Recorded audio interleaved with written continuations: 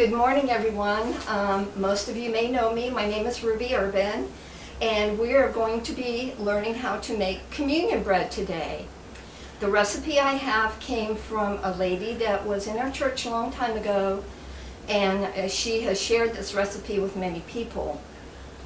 There are a few variations to the recipe, but I will tell you about that as we proceed to make the communion bread.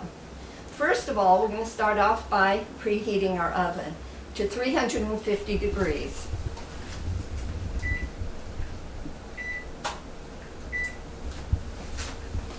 And it's a good idea to make sure, if you have multiple shelves, to put a rack on your top shelf.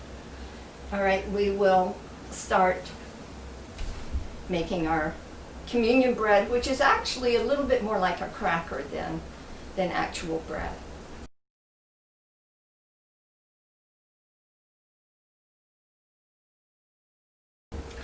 Okay, I'm going to start with 1 cup that I've already measured of whole wheat flour, 1 cup of white flour, all-purpose,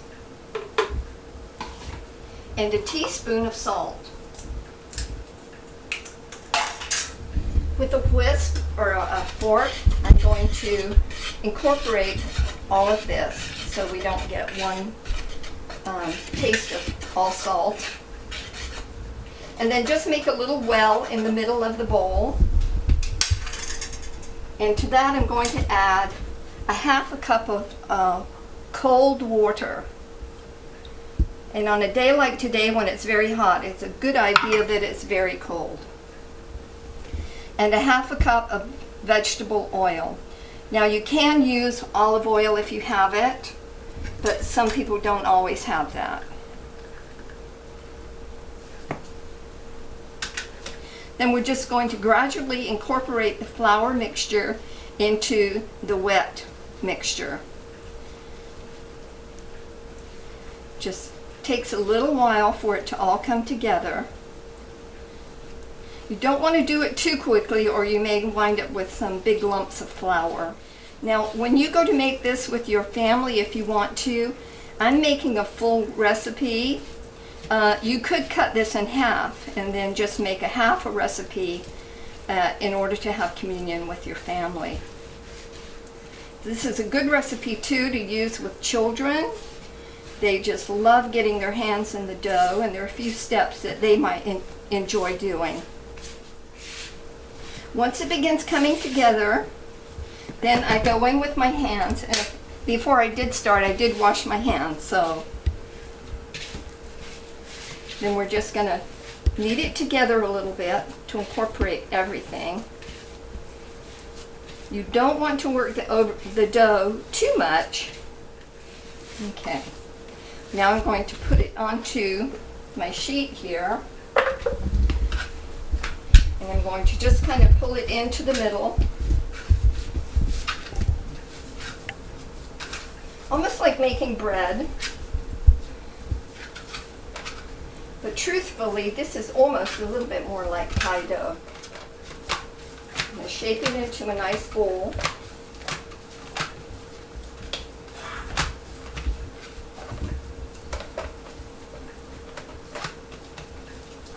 And then I'm going to cut it in half because we're going to chill each section before we roll it out. So now you can just do this by hand. I have one of these little handy small rolling pins, and I like that for small projects.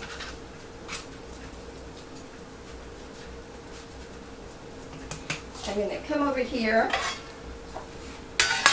place this so I can put it into chill.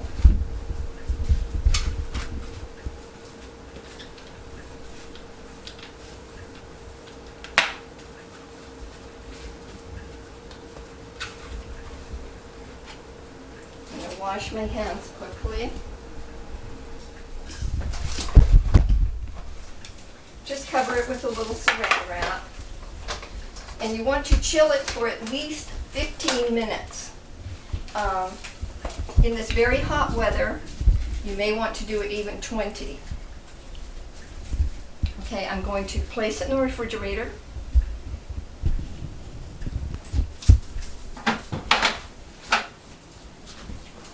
so that it's easy to chill.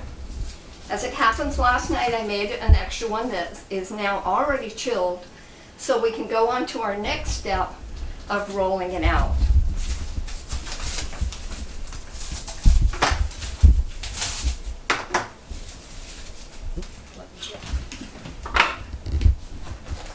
You'll need a little bit of flour. Just flour your breadboard or pastry sheet, whatever you might have.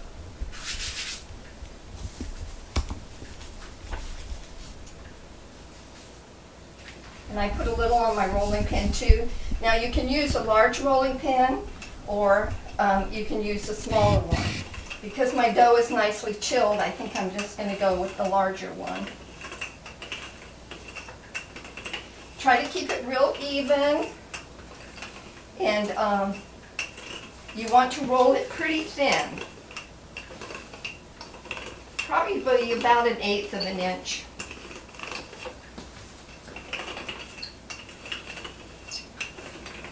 Whoops.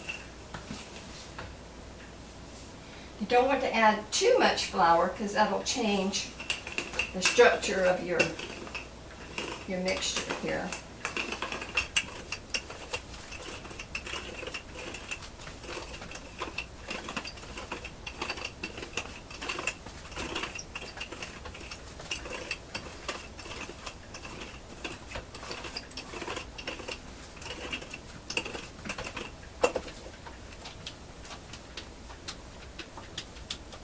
It's hard to keep it in a perfect rectangle, but if I do a rectangle, I can get more squares. Of course, you can do it any shape. You can do it as a circle if you choose to. Now, I do it on a metal pan. If you have an air-baked cookie sheet, it doesn't cook as well, to me, in my experience. You can also use parchment paper and just pull out, sometimes they come in pre-cut sheets, sometimes you just have to roll it out and cut off as much as you want. And you can roll it on your parchment paper and then place it onto your cookie sheet. That's easy for handling, especially if you have children, but it still, in my opinion, does not bake up quite as nicely as if the dough is right on the metal pan. So I'm going to spray my sheet just a little bit because there's plenty of oil in the dough.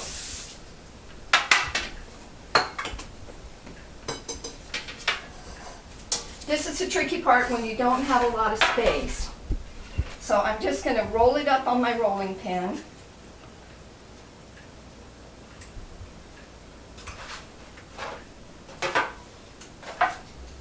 And then place it onto my cookie sheet.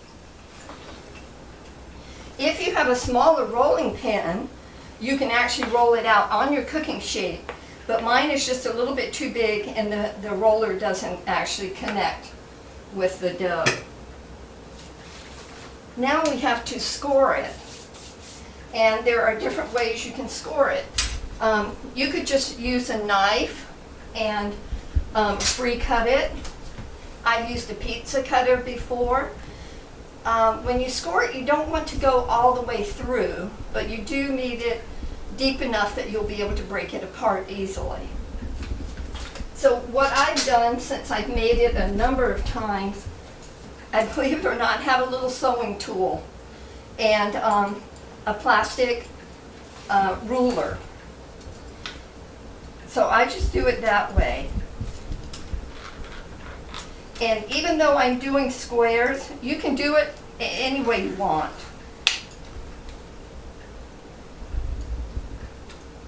You can make larger pieces. For church, I've normally made about 1-inch pieces because I'm trying to make a lot. And this is a part that the children would probably really enjoy doing, although they might cut it all the way through. And I don't have a very short ruler. I'll have to look into getting one, but this still works okay. Okay. When you're done with that, this is rather important to make sure that you prick it with a fork. Because as the dough is chilled and it hits the hot heat, it will puff up in the middle. and you don't really want that. Again, this is a part the children will like to do.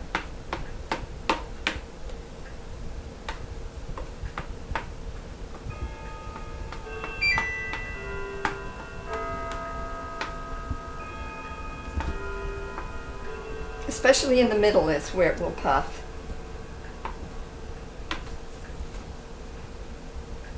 Okay, I think we're good. And then I just heard my bell go off, so my oven is ready.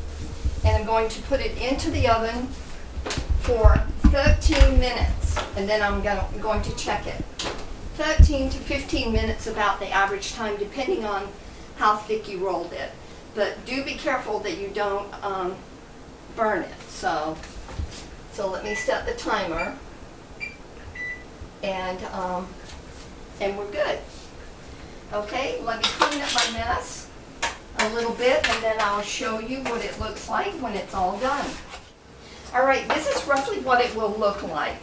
Yours might look maybe not quite as brown here.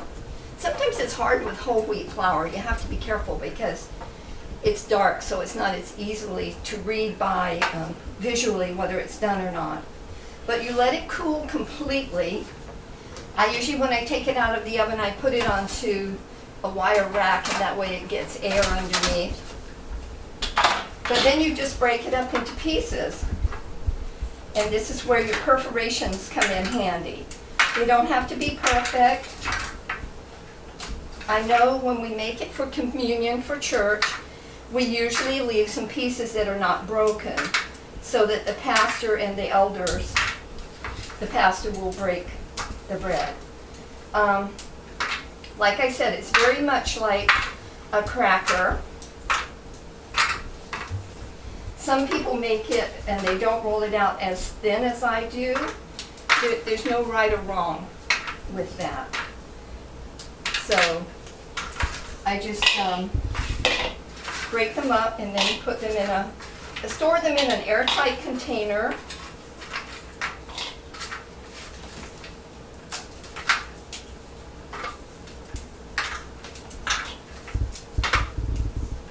And just to show you, I also have some that I rolled just a little bit thicker. So it would have a little bit more of a softer dough texture.